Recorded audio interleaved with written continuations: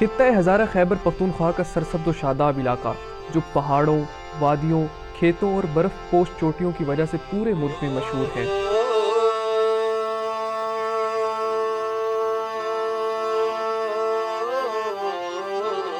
اس تیومالائی سرزمین پر ہندکو زبان ہزاروں سالوں سے بولی جا رہی ہے۔ دیکھو جی، یہ ہزارے وچ جڑی ہندکو زبان ہے یہ صرف ہزارے وچ بولی ہے صحیح۔ ویسے تو یہ پشور بھی ہے، کوہاٹ پچ بھی ہے، لیکن وہ پجی تروٹی دی ہے، مطلب اس طرح پوری ہندکو نہیں۔ اس طرح سب سے بڑا جو ثبوت ہے وہ ہے ہندکو بجارتاں، یعنی ہندکو بجارتاں اور کسی زبان وچ میرے سامنے نہیں آئی ہیں، سوائے وہ امیر خسرو دیو کہ مکرنیاں تو وہ ہیں بس، ورنہ یہ لوگ مقامی زبانیں جتنیاں بھی ہیں اس وچ بجارتاں کسی ہے نہیں۔ ہندکو زبان جو کسی زمانے میں دریائے سندھ کی تہذیبی زبان تھی، اس کا حدود اربا سندھ اور پنجاب سے بھی کہیں دور تک پھیلا ہوا تھا۔ موجودہ دور میں باقی علاقوں کی نسبت صرف ہزارہ ہی وہ علاقہ ہے جس کی سب سے بڑی زبان ہندکو ہے۔ خطہ ہزارہ میں ہندکو زبان لگ بھگ 3000 سال سے اپنی بقا کی جنگ جاری رکھے ہوئے ہیں۔ جہاں تک ہندکو تاریخ کا سوال ہے تو اس میں 3 چیزیں میں سمجھتا ہوں کہ بڑی اہمیت کے حامل ہیں۔ اس میں سب سے پہلے تو اس کی تاریخ آ جاتی ہے، اور دوسرا جو پہلو ہے وہ رسم الخط کے حوالے سے ہے،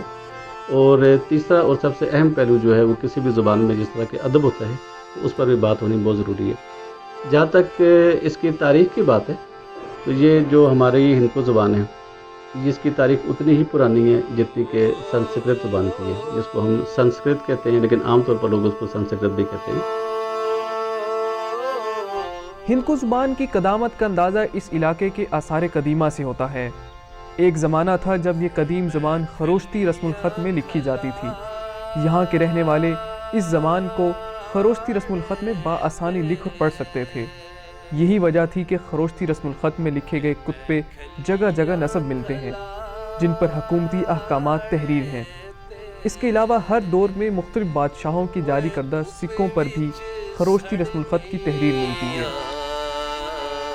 خروشتی رسم الخط یہاں کا قدیم ترین رسم الخط ہے، اور یہ اس دور میں صرف کتبوں اور یہ پتھروں پر ہی نہیں بلکہ سکوں پر بھی لکھا جاتا تھا۔ اب یہ جو سکہ ہے یہ ایز اے سیکنڈ کا ہے، اور یہ ساکا کا بہت بڑا بادشاہ تھا۔ یہ لوگ موریانز کے بعد آئے تھے، اور پھر ان کے زوال کے بعد کشان کا دور آتا ہے۔ تو اس سکے پر جو اس میں خروشتی زبان میں رسم الخط میں لکھا ہوا ہے عظیم شہنشاہ ایز اے سیکنڈ، اور جو دوسری طرف یونانی رسم الخط میں لکھا ہوا ہے یہی جملے لکھے ہوئے ہیں عظیم شہنشاہ یا عظیم مہاراجہ ایز اے سیکنڈ، اور جو جس طرف یہ خروشتی میں لکھا ہوا ہے اس طرف یہ بدھ مت کا شیر بنا ہوا ہے، اور دوسری طرف جو ہے وہ بیل بنا ہوا ہے نندی جو شیو سے منسوب ہے، کیونکہ وہ رواداری کے طور پر ہندوؤں کے لیے وہ اس کے شبیہ بنائی گئی تھی۔ ہندوستان کی سرزمین ہمیشہ حملہ آوروں کی زد میں رہی۔ مختلف اقوام کے حملوں نے ہندوستان کی زمین کو تہوبالا کیا۔ بار بار کے حملوں نے کئی ثقافتی اور تہذیبی تبدیلیوں کو جنم دیا۔ جہاں کئی تاج پیروں تلے روندے گئے، وہاں ہندکو زبان بھی دست بردہ زمانہ کا شکار ہوئی۔ خروشتی رسم الخط اور اس کا ادب تباہ و برباد ہو گیا۔ پاکستان بننے سے پیشتر یہ زبان سینہ بسینہ چلتے لوک ادب سے مالا مال تھی۔ اس خطے میں مسلمانوں کی آمد کے بعد ہندکو زبان میں بہت سی لسانی تبدیلیاں آئیں، اور اسے شام مکھی یا عربی فارسی رسم الخط میں بھی لکھا جانے لگا۔ اس زبان میں اتنا سرمایہ موجود ہے اس ایک دور میں، لیکن ہوا یہ کہ جس طرح مطلب کہ وقت آگے گزرتا ہے اور بہت سی چیزیں ضائع ہو جاتی ہیں، تو ہندکو کی بہت سی چیزیں جو لکھی ہوئی تھی زمانہ قدیم میں وہ ہم تک نہیں پہنچ سکی۔ ہم تک جو واحد چیز پہنچی ہے وہ اس کا رسم الخط ہے، جس کو ہم خروشتی رسم الخط کہتے ہیں، جس کا تعلق قدیم تاریخ کے ساتھ ہے، اور اس کے کتبے جو ہیں وہ ٹیکسٹا میں موجود ہیں،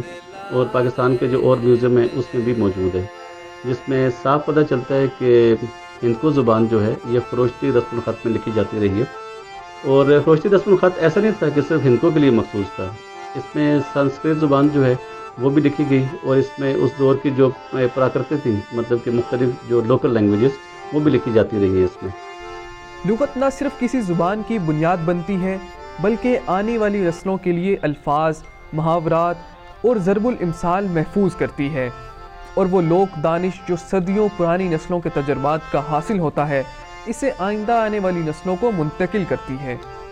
ہند کو لغت تحریر کرنے والے سلطان سکون اپنی اس محنت کے بارے میں کیا کہتے ہیں، آئیے دیکھیے۔ یہ ہند کو دی لغت ہے نا جی، یہ میں بڑی محنت کی تھی اس سے۔ یہ کوئی 5-6 دفعہ میں لکھی ہے دوبارہ، کیونکہ ایک دفعہ جدوں میں کھڑی ہے مقتدر اتنے ایک نام ہے اور بھول گیا، گورنر شاہی صاحب، وہ انہوں دیکھے نا میرے نال شعیب افریدی صاحب بھی گئے، میں نال کھڑے میں آئے میں کل لگ پتہ نہیں گال کر رکھے گی نا، وہ پھر نال گئے تو ماں ذرا حوصلہ بھی ہویا، انہوں آخیا دیکھ کے تھے نہیں یہ تو ہم سون کر بتا دیتے ہیں۔ ان کی گل تو ماں ذرا اچھی نہ لگی، لیکن بعد میں سوچا واقعی انہوں نے آخیا ٹھیک ہے، انہوں نے آخیا بھئی اس طرح لفظ ہو سون اگے واحد جمع ہو سی، مؤنث مذکر لکھ سی، اس طرح تلفظ بھی لکھ سی، تانجل کے لغت ہو سی۔ پھر موڑ کے میں آیا اور پھر نویں سرے میں مطلب یہ شروع کی لکھنے سے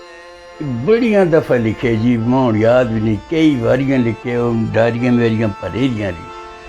یہ بینک دیاں ڈائریاں ہونی ہیں، وہ بہت ساری 8 کے 9 ڈائریاں۔ بس یہ ہے کہ محنت اس میں بہت کی تھی جی، اللہ قبول کرے، اور میں یہی سمجھنا کہ اللہ تعالیٰ نے میرے کو یہ کام کے دے۔ کسی علاقائی زبان کو عالمی سطح پر متعارف کروانے میں اس کی شاعری اور دیگر نثری اصناف کی اہمیت سے انکار نہیں کیا جا سکتا، لیکن حقیقت یہ ہے کہ دور جدید میں ناول ایک ایسے صنف ہے جس کے بغیر کوئی زبان عالمی سطح پر خود کو نہیں منوا سکتی۔ یعنی دور حاضر میں کسی زبان کے مہذب ہونے کا سب سے بڑا ثبوت یہ ہے کہ اس میں کوئی ناول لکھا گیا ہے۔ اس عالمی معیار پر اترنے کے لیے بھی ہمارے مصنفین پیش ہیں۔ خطہ ہزارہ کی خوبصورت زبان ہند کو، جس کا تعلق دریائے سندھ سے ہے، یہ ہم سب جانتے ہیں کہ دریاؤں کے کنارے تہذیبیں پروان چڑھا کرتی تھی، اسی طرح دریائے سندھ کے کنارے جو زبان پروان چڑھی ہے وہ ہند کو ہے۔ اس کی میں زیادہ تفصیل میں نہیں جاتا، لیکن یہ سین جو ہے سندھ کا، یہی اصل میں بدل کے ہے کے ساتھ تبدیل ہوا اور یہ ہند بن گیا۔ اب اس زبان کی قدامت جو ہے وہ کوئی تقریباً 3-3.5 ہزار سال پہلے ہم بتاتے ہیں، یعنی جو ہمارے پاس کوئی آخری شواہد ہیں اس سے بھی قدیم زبان ہے یہ، اور اس خطے سے میں بولی جا رہی ہے، اور ہزارہ وہ خطہ ہے کہ جس میں اس وقت موجودہ ہند کو کا مرکز جو ہے وہ ہزارہ ہے۔ اب اس زبان میں جس کے متعلق ہم یہ کہتے ہیں کہ یہ خروشتی رسم الخط میں کسی زمانے میں لکھی جاتی رہی، اور اس کے رسم الخط بدلتے رہے۔ ساتھ ساتھ میں یہ بھی بتا دوں کہ پاکستان بننے سے پہلے تک ہندو دیوناگری میں سے لکھتے تھے، سکھ گورکھ مکھی میں سے لکھتے تھے، اور مسلمان جو تھے وہ اسی اردو جیسے عربی فارسی لہجہ کہا جاتا ہے اس میں سے لکھا کرتے تھے۔ تو اس قدیم زبان میں بہت سا ادب تخلیق ہوا، شاعری بھی بہت زیادہ ہوئی، مختلف اصناف میں لکھا جاتا رہا، لیکن عالمی سطح پر کسی مہذب زبان، ہم اسے مہذب زبان کہتے ہیں کہ جس میں ناول موجود، آپ یہ سمجھ سکتے ہیں کہ ادبی حوالے سے اگر کسی زبان کا کوئی فخر ہے تو، یا کسی زبان کے ماتھے کا جھومر جو ہے وہ ناول ہے۔ یہ کبھی میں بڑے ٹائم سے محسوس کر رہا تھا کہ ہماری ہند کو جو ہے اس میں ابھی تک ناول نہیں لکھا گیا۔ تو میں چونکہ اردو میں بھی لکھتا ہوں، بہت سے احباب نے مجھے کہا، ہزارے کے احباب نے کہا، ہند کو بولنے والوں نے بھی کہا کہ آپ لکھتے ہو، آپ ناول لکھ رہے ہو تو آپ اسے اردو میں لکھو، لیکن میں نے یہ ناول اپنا ہند کو میں لکھا۔ اس میں ساری لوکیل جو ہے وہ ہزارے کی ہے، اور موضوع اس کا ظاہر ہے عالمی امن ہے، تو وہ موضوع تو یہ کسی بھی علاقے کا ہو سکتا ہے، لیکن اس لوکیل میں لکھا ہے، اور مجھے اس بات پہ فخر محسوس ہوتا ہے کہ ہندکو زبان جو ہے اسے ثروت مند کرنے میں کچھ میرا حصہ بھی ہے، اور اس زبان کا پہلا ہندکو ناول جو ہے وہ میں نے تحریر کیا ہے۔ جس تیزی اور سنجیدگی سے ہندکو زبان فروغ پاتے ہوئے جدید دور کے ساتھ ہم آہنگ ہو رہی ہے اور زمانہ حال کے ذرائع ابلاغ کو استعمال کر رہی ہے، یقیناً اس سے ہندکو زبان اپنی بقا کی جنگ جیت جائے گی۔ اس ٹائم جڑی ایک اپنی ہندکو دی ویب سائٹ بنی دی ہے،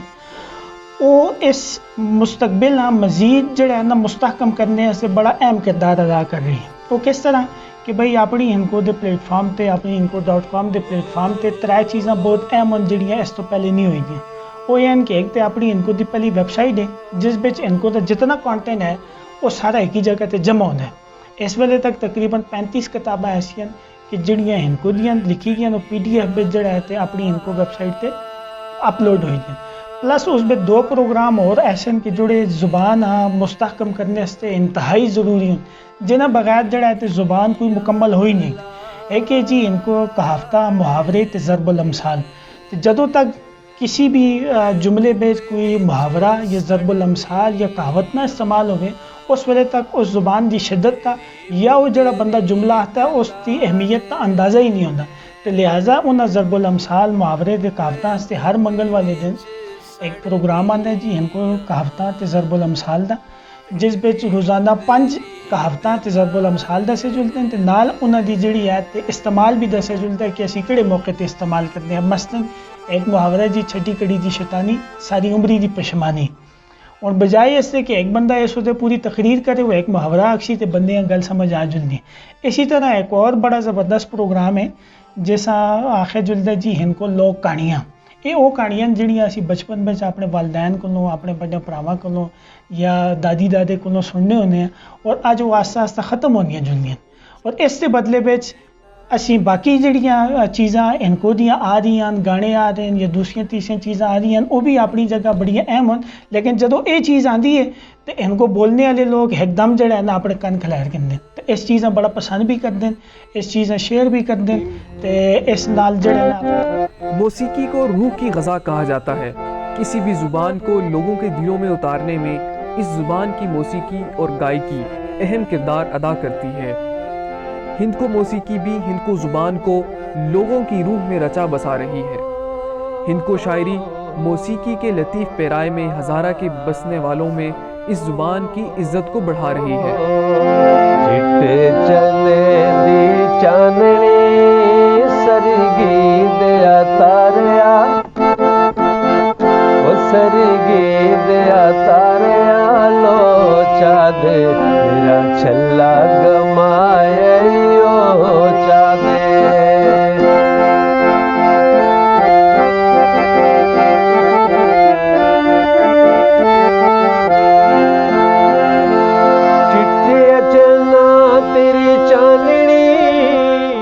ہندکو موسیقی ایک قدیم موسیقی جس کا تاریخاں وچ ذکر ملتا ہے، اور سارے لوک گیتاں اس کا زیادہ ذکر ملتا ہے۔ سارے جتنے بھی لوک گیت ہیں یہ سالہ سال بہت پرانے موسیقی، اس طرح چٹے چنے دی چاندنی ہوگی، نکا جہا موڑا پڑیاں نہ اتے گرام آئیا، اس طریقے سے بہت خوبصورت ساڑا کلچر جڑا ہے میوزک دے والے، اور سارے جڑے پہلے اس باقاعدہ جڑے گلوکار ہے سارے ماسٹر حسین بخش کوثر جنہاں اے میوزک کیسٹ دی صورت جڑا ہے وہ دنیا تے ان کو زبان متعارف کرایا۔ اس تو بعد بہت سارے نام ملک سعید ہیں، بہت سارے لوگ فنکار جڑے آئے وہ چلدا چلدا قصہ ساڑے تک پہنچے،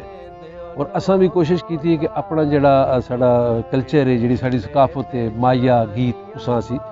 اپنی آئندہ آنے والی نسلاں سے محفوظ کر کے رکھاں کہ جس ویلے اسی نہ ہو سا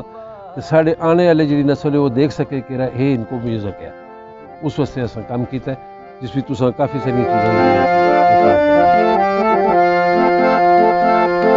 چٹے چنا تیری چاننی، چٹے چنا تیری چاننی ڈیڈی دیا سنگ۔ دریائے سندھ کے کنارے ہزاروں سال پہلے بولی جانے والی ہندکو زبان، جس نے ماضی کے اندھیروں میں کبھی جنم لے کر عروج حاصل کیا تھا، پھر تاریخ کے تغیر و تبدل کا شکار ہو کر انتہائی محدود علاقے تک سکڑ گئی تھی، ایک بار پھر نئی امید کے ساتھ روشن مستقبل کی طرف رواں دوا ہے۔